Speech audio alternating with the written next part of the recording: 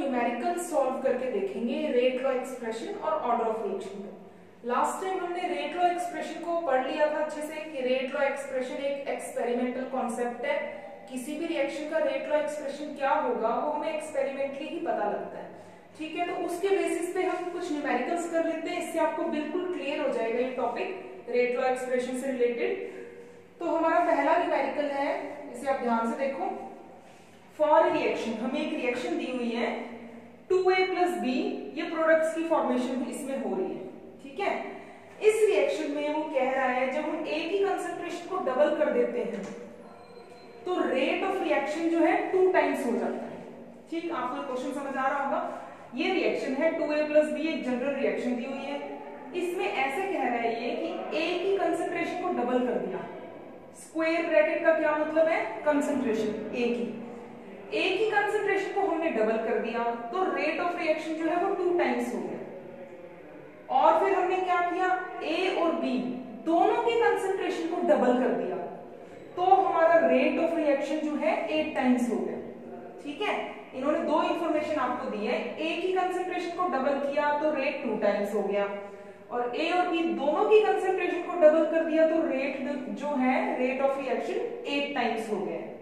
तो हमें क्या करना है, एक तो रेट लॉ एक्सप्रेशन इसमें पूछा है कि रेट लॉ एक्सप्रेशन लिखो इस रिएक्शन के लिए। दूसरा इसने बोला है कि ऑर्डर ऑफ रिएक्शन जो है वो भी बताओ।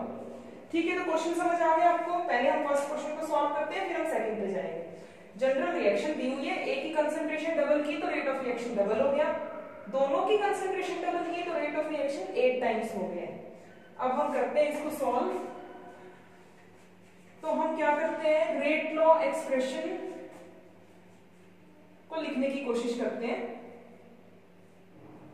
जो रेट लॉ एक्सप्रेशन होता है उसको हम क्या लिखते हैं, rate of reaction is equal to, question 1 का सॉल्यूशन है ये, सॉल्यूशन ऑफ क्वेश्चन 1। ठीक है, रेट ऑफ रिएक्शन को हम क्या लिख सकते हैं, velocity constant means rate constant multiply में a की कंसंट्रेशन, इसकी पावर x, कुछ ना कुछ पावर होगी वो हमें फाइंड आउट करनी है कितनी, मल्टीप्लाई में b की कंसंट्रेशन, इसकी पावर y।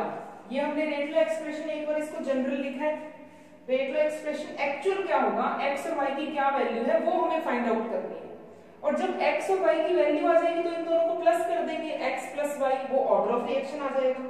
ठीक है, यही दोनों चीज इसने पूछी है, रेट लॉ एक्सप्रेशन और ऑर्डर ऑफ रिएक्शन। तो हम x और y को फाइंड आउट करने की कोशिश करते हैं।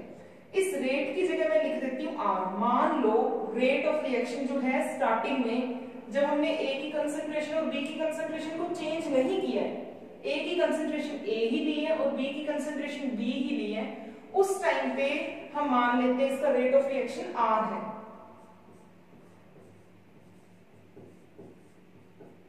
तो इस तरह से लिख सकते हैं। ठीक है, r = k मल्टीप्लाई में a की पावर x और b की पावर y। ठीक, तो ये हम इसको इक्वेशन 1 नाम दे देते हैं।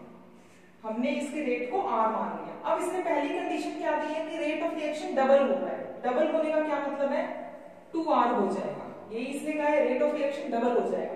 कब डबल हो जाएगा, जब a की कंसंट्रेशन को डबल कर देते हैं। तो हमें a की जगह क्या लेना पड़ेगा, 2a। जब a की कंसंट्रेशन डबल कर देते हैं, पहले a थी अब 2a कर दी, तो रेट ऑफ रिएक्शन भी डबल हो रहा है। b को चेंज नहीं किया है अभी, तो b को b ही रहने देते हैं, b की पावर y। ठीक है, तो ये हमारे पास क्या हो गई, एक सेकंड इक्वेशन आ गई। इसको हम सेकंड इक्वेशन लिख देते हैं।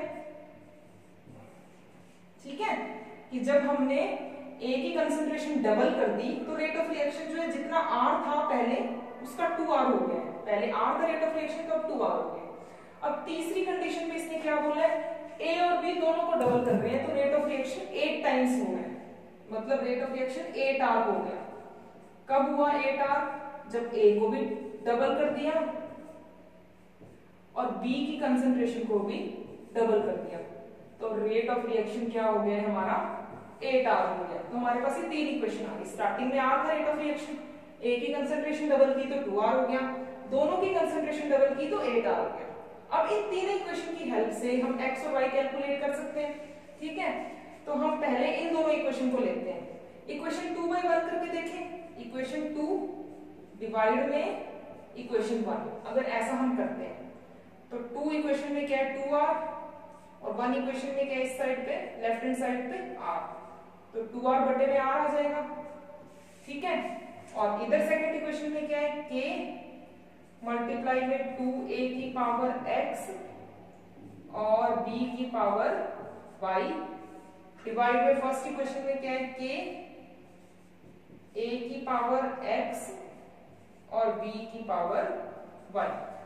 ठीक है, अब हमने क्या किया इक्वेशन 2 से इक्वेशन 1 को डिवाइड कर दिया, मतलब 2/2 डिवाइडेड बाय 1 हमने कर दिया।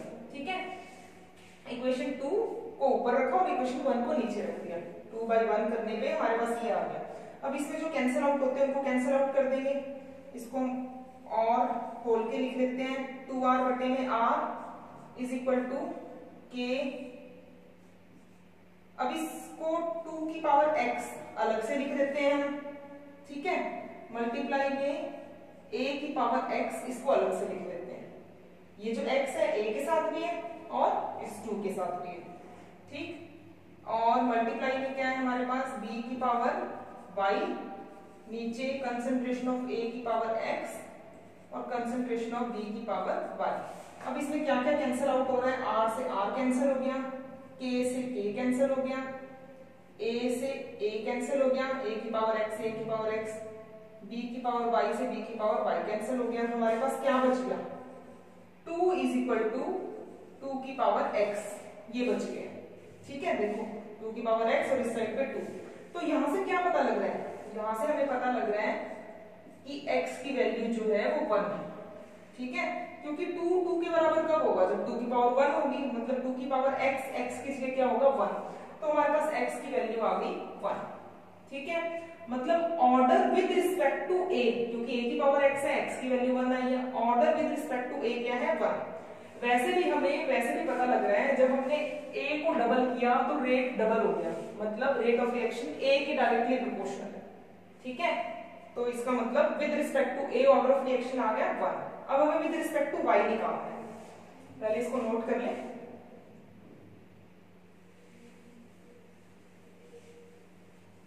अब order with respect to y निकालते हैं हम। अब order with respect to y निकालने के लिए हम क्या करते हैं, ये वाली दोनों इक्वेशन ले लेते हैं, इक्वेशन 3 डिवाइडेड बाय इक्वेशन 1 कर देते हैं, इक्वेशन 3 डिवाइडेड बाय इक्वेशन 1। ठीक है, अब इक्वेशन 3 में क्या है 8r, इक्वेशन 1 में क्या है r, 8r बटे में r is equal to equation 3 में क्या आएगा k 2 की पावर 2a की पावर x एंड 2b की पावर y बटे में इक्वेशन 1 में क्या है k a की पावर x और b की पावर y, इक्वेशन 1 में ये। ठीक है, x की हम वैल्यू पुट कर देते हैं, x की हम वैल्यू पुट कर देते हैं, हमें निकल गया था हमारे पास x की वैल्यू क्या थी 1, तो x की जगह मैं 1 लिख देती हूँ, यहीं पे लिख देती हूँ। आप नेक्स्ट स्टेप में लिख सकते हैं, नेक्स्ट स्टेप में लिखेंगे।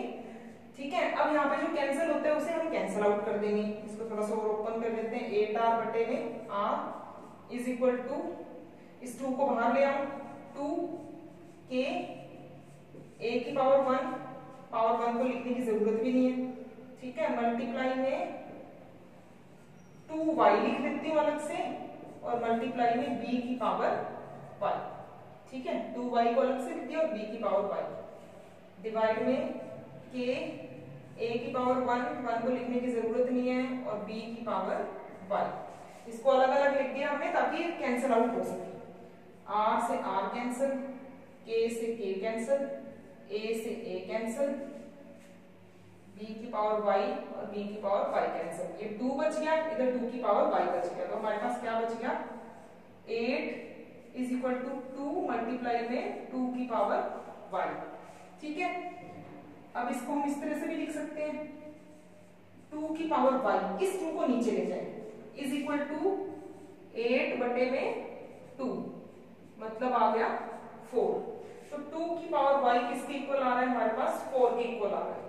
ठीक है, तो यहां से क्या पता लग रहा है y की वैल्यू क्या है 2, तो यहां से हमें क्या पता लग गया कि y की वैल्यू क्या है 2, मतलब order with respect to b कितना आ गया 2। ठीक है, इसको नोट कर ले। अब हमारे पास दोनों ऑर्डर आ गए हैं। Order with respect to A जो है x की वैल्यू 1 आई थी और y की वैल्यू अब 2 आ गई है, तो order with respect to b कितना आ गया, 2 आ गया। ठीक है, अब इसको मैं रब कर देती हूँ।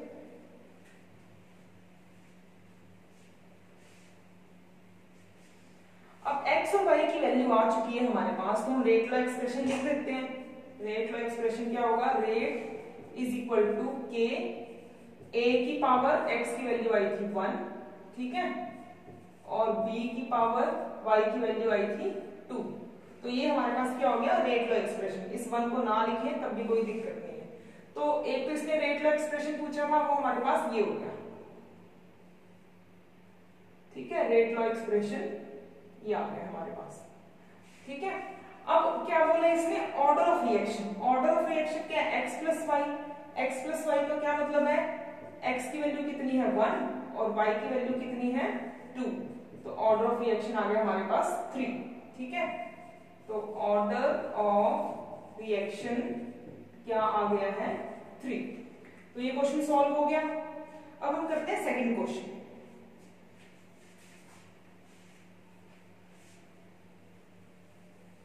अब हम सॉल्व करते हैं सेकंड क्वेश्चन। पहले हम समझ लेते हैं सेकंड क्वेश्चन है क्या हमारे पास। देखो सेकंड क्वेश्चन में क्या दिया हुआ है, एक रिएक्शन है 2a प्लस में 3b, इससे क्या है प्रोडक्ट्स की फॉर्मेशन हो रही है। ठीक है, 2a प्लस में 3b, इससे कुछ प्रोडक्ट्स बन रहे हैं। इसने बोला है order with respect to a जो है वो 2 है और order of reaction with respect to b जो है वो -1 है। ठीक है, एक तो इसने बोला रेट लॉ एक्सप्रेशन लिखो और ऑर्डर ऑफ रिएक्शन निकालो। बहुत ही सिंपल है, order with respect to A भी पता है, order with respect to B भी पता है, हम रेट लॉ एक्सप्रेशन लिख देंगे और ऑर्डर ऑफ रिएक्शन को कैलकुलेट कर लेंगे। 2 प्लस में -1 करके ऑर्डर ऑफ रिएक्शन भी हमारे पास आ जाएगा। इसके अलावा इसने 4 चीजें और पूछी है। Also right what is the effect on rate, कि रेट पर क्या इफेक्ट पड़ेगा, रेट ऑफ रिएक्शन कैसे चेंज होगा जब हम कंसंट्रेशन ऑफ ए को डबल कर दें। और सेकंड पार्ट में बोला है कंसंट्रेशन ऑफ बी को हाफ कर दें। थर्ड पार्ट में बोला है कि concentration of A and B दोनों को डबल कर दें। और फोर्थ पार्ट में बोला है वॉल्यूम ऑफ कंटेनर को हम 3 गुना बढ़ा दें। ठीक है, तो पहले हम इसको सॉल्व करते हैं। रेट लॉ एक्सप्रेशन और ऑर्डर ऑफ रिएक्शन जो है वो लिख के देखते हैं। Rate law expression and order of reaction. अब इस क्वेश्चन में order of reaction with respect to A भी दिया हुआ है और order of reaction with respect to B भी दिया हुआ है। तो हम रेट लॉ एक्सप्रेशन लिख सकते हैं। रेट लॉ एक्सप्रेशन क्या होगा, रेट इज इक्वल टू के रेट कांस्टेंट मल्टीप्लाई में ए की कंसंट्रेशन रेज टू पावर आएगा 2। ठीक है, क्योंकि order of reaction with respect to A जो है वो 2 है, मल्टीप्लाई में concentration of B raise to power आएगा -1, क्योंकि order with respect to B जो है वो -1। ठीक है, तो बहुत ही सिंपल है, हमारे पास रेट लॉ एक्सप्रेशन को हमने लिख दिया। ऑर्डर विद रिस्पेक्ट टू ए और बी हमें पता है, तो हम रेट लॉ एक्सप्रेशन लिख सकते हैं। अब ऑर्डर ऑफ रिएक्शन निकालना है। ऑर्डर ऑफ रिएक्शन,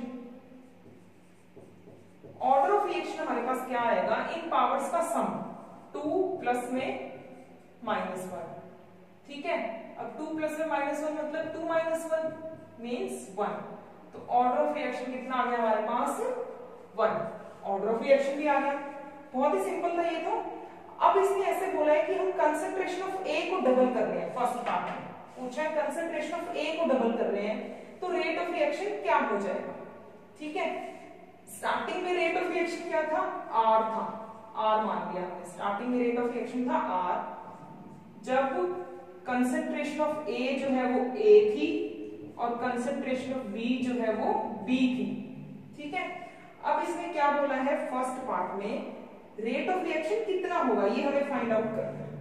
ठीक है, तो इसको हम मान लेते हैं आर डैश की रेट ऑफ रिएक्शन चेंज तो होगा ही। जब हम ए की कंसंट्रेशन को चेंज करेंगे तो रेट ऑफ रिएक्शन चेंज हो जाएगा। अब चेंज होके कितना हो जाएगा वो हम मान लेते हैं कि आर डैश हो जाएगा। हमने क्या किया है, अब ए की कंसंट्रेशन को डबल कर दिया, मतलब 2a कर दिया। पहले ए थी, ए की कंसंट्रेशन, अब हमने 2a कर दी। ठीक है, बी की कंसंट्रेशन को हमने नहीं छेड़ा। ठीक है, तो अब हम इसको सॉल्व कर लेते हैं। अब ये 2a इस पूरे की पावर 2 है, मतलब ये पावर a के साथ भी है और 2 के साथ भी, ठीक है। तो हम क्या करते हैं k और 2 की पावर 2 का क्या मतलब हुआ, 2 की पावर 2 मीन्स 4, ठीक है। 2 की पावर जब 2 होगी तो उसको 4 लिख सकते हैं हम, 4 हम ब्रैकेट से बाहर ले आए और a स्क्वायर को हमने ऐसे ही रहने दिया, ठीक है, और b की पावर -1, ठीक। तो हमारे पास देखो r डैश की वैल्यू कितनी आ गई, 4 मल्टीप्लाई में दिस फैक्टर, और ये वाला फैक्टर और ये वाला फैक्टर सेम है, ठीक है। k मल्टीप्लाई में a की पावर 2 और b की पावर -1, यहाँ पे भी ये k मल्टीप्लाई में a की पावर 2 b की पावर -1, और ये जो पूरा फैक्टर है ये किसके इक्वल है, r के इक्वल। तो हम क्या लिख सकते हैं, r डैश कितना हो गया, 4r के बराबर हो गया, मतलब रेट ऑफ रिएक्शन जो है वो कितना हो जाएगा, अगर हम a को डबल करेंगे तो 4 टाइम्स हो जाएगा, और वैसे भी हम सिंपली बता सकते हैं क्योंकि order with respect to a 2 है, तो a को डबल करने पे रेट ऑफ रिएक्शन जो है वो क्या हो जाएगा, 4 टाइम हो जाएगा, वो हमने कैलकुलेट भी कर लिया, ठीक है। अब सेकेंड में देखते हैं, इस फर्स्ट पार्ट को मिटा देती हूं मैं, नोट कर लो आप इसे। जो ओरिजिनल रेट लॉ एक्सप्रेशन है, जब a की कंसंट्रेशन और b की कंसंट्रेशन को हमने चेंज नहीं किया है, a की कंसंट्रेशन को a लिया है, b की कंसंट्रेशन को b लिया है, तो जब ओरिजिनल जो रेट लॉ एक्सप्रेशन है वो मैंने यहाँ पे लिखा रहने दिया है, ठीक है। ये ओरिजिनल क्या है इसका, रेट लॉ एक्सप्रेशन, जब a और b की कंसंट्रेशन चेंज नहीं की गई है, ठीक है। अब सेकेंड पार्ट में देखो, सेकेंड पार्ट में उसने बोला है b की कंसंट्रेशन हाफ कर दी, तो जो नया रेट होगा रिएक्शन का उसको हम r डैश लिख लेते हैं। इस बार क्या किया है, a की कंसंट्रेशन को चेंज नहीं किया और b की कंसंट्रेशन जितनी पहले थी उससे हाफ कर दी, तो इसकी पावर -1, ठीक है। तो हम इसको क्या लिख सकते हैं, k a स्क्वायर, इसको मैं इस तरह से लिख देती हूँ b की पावर -1 और 2 की पावर -1,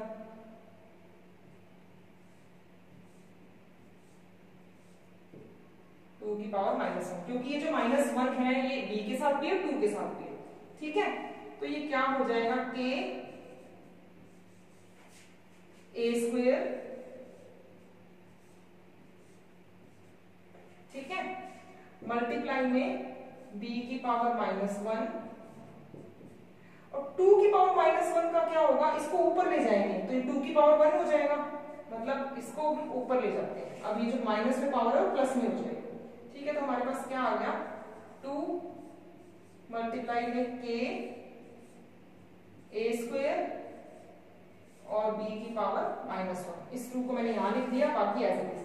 अब ये वाला जो फैक्टर है और ये जो ओरिजिनल रेट लॉ एक्सप्रेशन में है ये सेम है, और इसकी वैल्यू क्या है, r, तो हम क्या लिख सकते हैं, जो r डैश है वो कितना आ गया, 2r के बराबर आ गया, मतलब जब हम b की कंसंट्रेशन हाफ करते हैं तो जो नया रेट ऑफ रिएक्शन होता है वो डबल हो जाता है ओरिजिनल रेट ऑफ रिएक्शन के, ठीक है, समझ आ गया। अब हम करते हैं थर्ड पार्ट, अब तक तो आपको समझ आ गया होगा, आप खुद भी कर सकते हैं, पॉज करके आप इसे खुद सॉल्व करके देखो थर्ड पार्ट को, जब हम a और b दोनों की कंसंट्रेशन चेंज कर देते हैं तब नया रेट ऑफ रिएक्शन क्या होगा।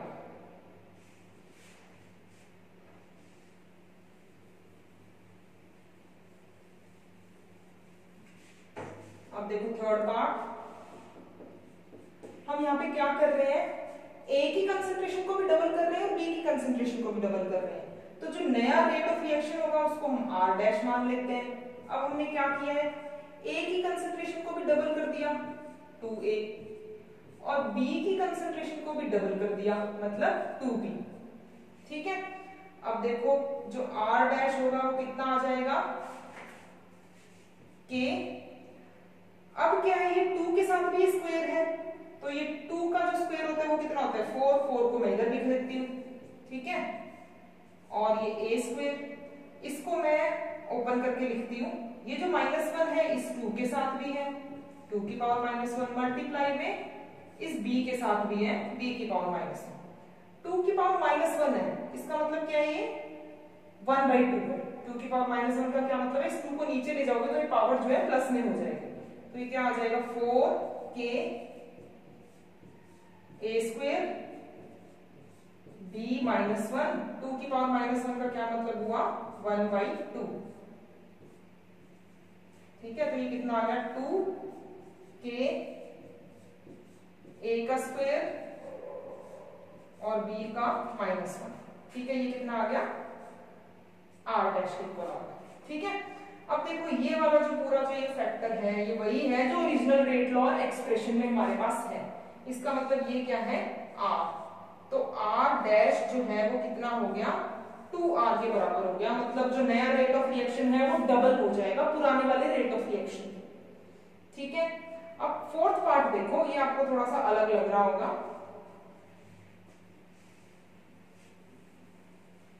अब फोर्थ पार्ट में वो क्या कह रहा है, हमने क्या किया है जो वॉल्यूम ऑफ कंटेनर है उसको हमने 3 गुना कर दिया। वॉल्यूम ऑफ कंटेनर को हमने 3 टाइम्स बढ़ा दिया। ठीक है, अब 3 टाइम्स वॉल्यूम ऑफ कंटेनर को बढ़ाने का क्या मतलब है, आप देखो जो मोलैरिटी होती है, मोलैरिटी का मतलब कंसंट्रेशन ही होता है। कंसंट्रेशन को ही हम क्या बोलते हैं मोलैरिटी बोलते हैं। कंसंट्रेशन को मोलैरिटी के टर्म में ही हम एक्सप्रेस करते हैं। तो जो मोलैरिटी होती है वो क्या होती है नंबर ऑफ मोल्स डिवाइड में वॉल्यूम ऑफ कंटेनर। ठीक है, नंबर ऑफ मोल्स डिवाइड में वॉल्यूम ऑफ कंटेनर। अब अगर हम वॉल्यूम ऑफ कंटेनर को बढ़ा देंगे तो मोलैरिटी कम हो जाएगी। इनवर्सली प्रोपोर्शनल एक दूसरे की जो मोलैरिटी है वो इनवर्सली प्रोपोर्शनल है वॉल्यूम के। ठीक है, मतलब हमने कितना वॉल्यूम लिया हुआ है। अब इस केस में जो सॉल्यूशन का वॉल्यूम है, वैसे तो वॉल्यूम ऑफ यहाँ पे सॉल्यूशन आता है, सॉल्यूशन का वॉल्यूम वही होगा जो कंटेनर का वॉल्यूम होगा, इसलिए मैंने वॉल्यूम ऑफ कंटेनर लिख दिया है। तो वॉल्यूम के इनवर्सली प्रोपोर्शनल है मोलैरिटी। अगर वॉल्यूम को बढ़ा रहे 3 गुना तो मोलैरिटी जो है 3 गुना कम हो जाएगी, मतलब जो इसकी कंसंट्रेशन है वो 3 गुना कम हो जाएगी। तो देखो अब फोर्थ पार्ट में क्या हो रहा है, जो नया रेट का एक्सप्रेशन होगा, नया रेट होगा वो आर डैश मान लेते हैं। ठीक है, कि ए की कंसंट्रेशन 3 गुना कम हो गई, a/3 की पावर 2, और इधर बी की कंसंट्रेशन भी 3 गुना कम हो गई, b/3 की पावर -1। ठीक, अब ये क्या हो जाएगा, यहां लिख देती हूं मैं कि a का स्क्वायर और b का -1 डिवाइड में 3 का स्क्वायर और इधर क्या है 3 का -1, इस तरह से लिख सकते हैं। ठीक है, अब देखो ये क्या हो जाएगा कि a का स्क्वायर और b का -1 और डिवाइड में ये कितना आ गया 9। 3 का -1 मतलब इस 3 को ऊपर ले जाओ तो ये जो माइनस में पावर है ये किस में हो जाएगी प्लस में हो जाएगी, और ये आ गया कैंसिल होके 3। तो ये वाला जो फैक्टर है देखो ये वाला के ए स्क्वायर मल्टीप्लाई में b की पावर -1, ये तो क्या है ओरिजिनल रेट ऑफ रिएक्शन के बराबर है। मतलब ये जो फैक्टर है ये किसके बराबर है r के बराबर है डिवाइड में 3। तो जो r डैश है हमारे पास कितना आ गया r/3। तो फोर्थ पार्ट में हमें पता लगा कि जो नया रेट ऑफ रिएक्शन है अगर हम वॉल्यूम ऑफ कंटेनर को डिक्रीज कर देंगे 3 गुना तो वो क्या होगा, जो नया रेट ऑफ रिएक्शन है वो 1/3 हो जाएगा। ठीक है,